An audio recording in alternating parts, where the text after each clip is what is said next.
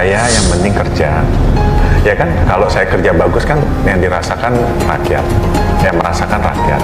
Kalau saya tidak bagus, yang menilai pimpinan, ada yang lebih bagus lagi, silahkan aja. Kalau semualah, Pak Jokowi, Pak Ahok, Pak Jarot, ya saya mengambil yang memang itu dibutuhkan oleh masyarakat. Jadi kinerja beliau-beliau cukup baik, saya belajar untuk semua, kan saya pelajari semua. Makanya Anies itu cuma pencitraan, Pak. Pencitraan aja. Di dalam tubuh dia bisa korek-korek, yang lain bilang bersih-bersih. Di dalam tubuhnya sendiri, boroknya pun dia nggak tahu. Kita udah lapor, ada. Yang penting ya. Aduh, kalau itu Bapak nggak bisa tanya, Pak. Bapak nilai sendiri, kalau nggak ada mana bisa jalan. Udah gitu aja. Jadi kalau Anies bilang bersih, bullshit.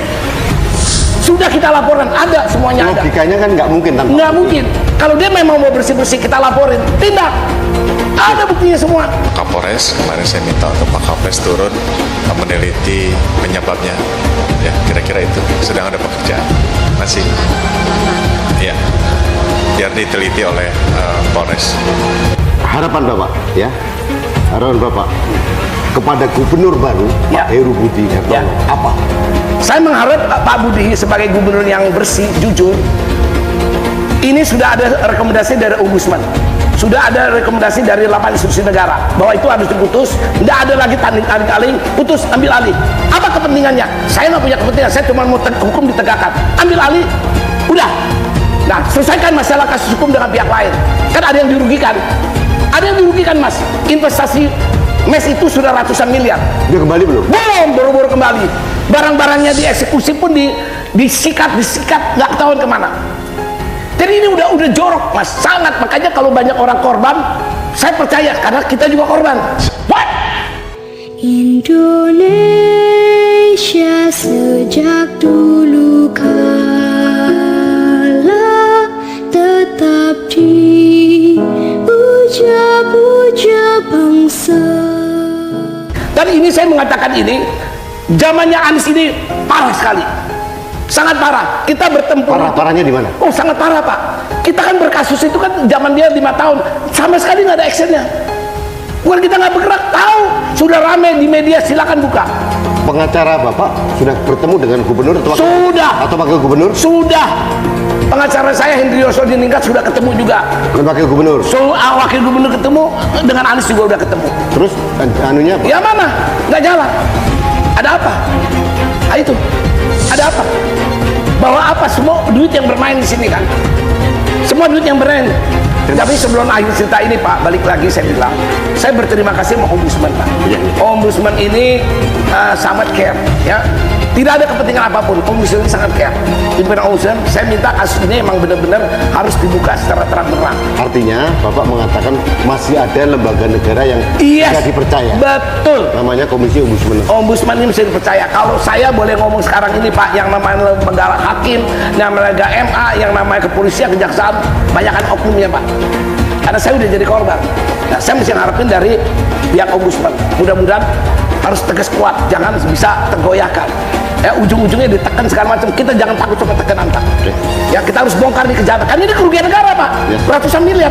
Negara mau dikemana kalau dibiarkan begini? Satu oknum aja dengan oknum bisa bermain dengan oknum, sudah ratusan miliar negara dirugikan.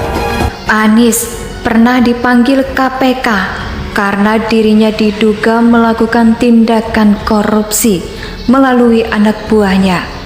Hari ini, Bapak sekalian, yang dianggap penting hanya kerja, hanya karya.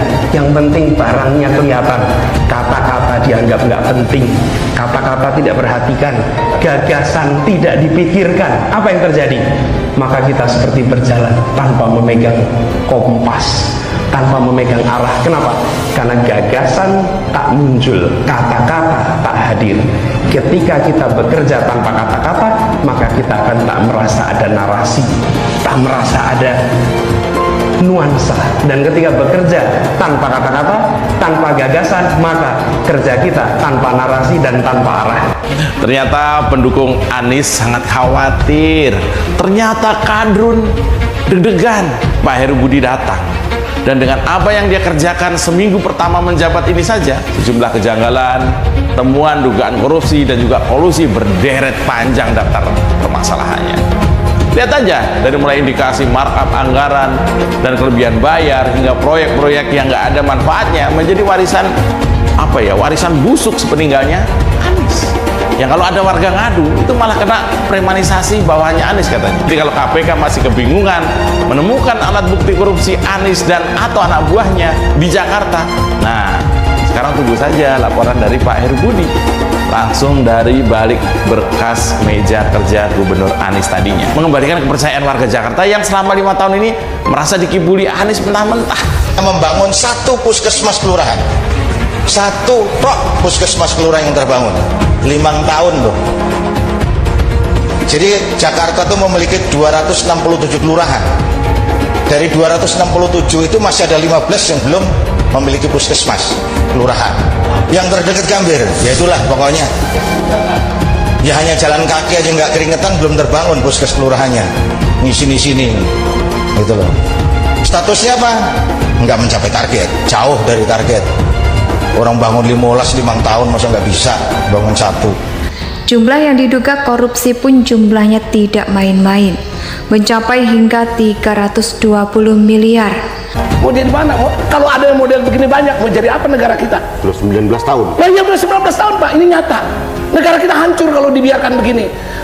Hukum adalah hukum Pak. Tunjukkan hukum itu jadi panglima yang benar. Jangan hukum itu cuma duit. Saya berani bicara gini, memang nyata saya korban ini Pak. Kalau saya nggak korban, saya nggak mungkin ngomong. Pada saat Pak Anies menyusun kontrak, kan kita nggak tahu isi kontraknya apa. DPRD DKI Jakarta tidak tahu isi kontraknya seperti apa. Saya nggak tahu apakah kontrak ini rahasia, ada klausul-klausul yang membuat kontrak ini rahasia, tidak boleh ada orang lain yang tahu. Kalau kontrak ini rahasia itu juga jadi pertanyaan, karena ini uang rakyat, ini bukan uang Pak Anies seorang, gitu. Ini uang rakyat DKI Jakarta. Alasan yang diberikan selama ini tidak jelas, perhitungannya pun juga tidak jelas. Kita juga lihat bahwa tahun 2020 kemarin itu sudah ada temuan BPK. Dana yang digelontorkan untuk formula E ini juga menjadi pertanyaan bagi BPK. Karena dirasa visibility study yang digunakan itu tidak akurat. Dan sekali lagi menghambur-hamburkan uang ini gampang bener nih. Kalau antara pemerintah daerah dengan internal yang mencangking-cangking itu duit rakyat nih bos. Ini karena kecil-kecil, sembunyi-sembunyi sana sini, lolos. Yang meloloskan siapa? Gubernur DKI Jakarta yang meloloskan itu. Lalu turun lagi ke bawahnya, kepala OPD. Lalu bawahnya lagi bidang itu yang meloloskan. Tapi ujungnya saya juga yang meloloskan. Betul ya Mas? Ya kita semua ini yang meloloskan. Ini bukan kok gubernur tidak meloloskan, gubernur ikut meloloskan.